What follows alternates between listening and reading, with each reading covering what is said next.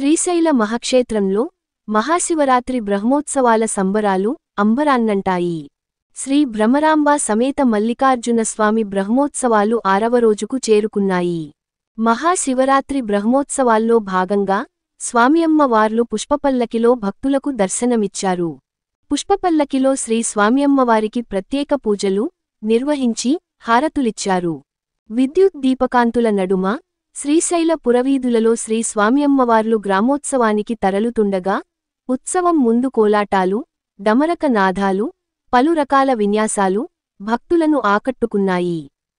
ఆలయం ముందు పలు రకాల పుష్పాలతో దేదీప్యమానంగా సర్వాంగ సుందరంగా తయారుచేసిన పుష్పపల్లకిలో శ్రీ స్వామియమ్మవార్లు గ్రామోత్సవంలో భక్తులను కనువిందు చేశారు.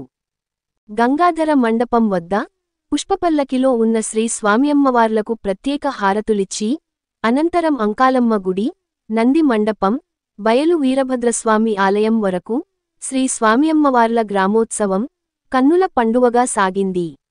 గ్రామోత్సవాన్ని తిలకించేందుకు వేలాది మంది భక్తులు తరలివచ్చారు.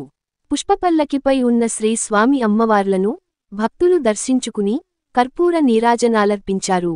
శ్రీశైల క్షేత్రమంతా శివనామస్మరణతో మారుమ్రోగింది. పుష్పపల్లకి సేవలో ఆలయ ఈవో శ్రీనివాసరావు దంపతులు, భక్తులు పాల్గొన్నారు.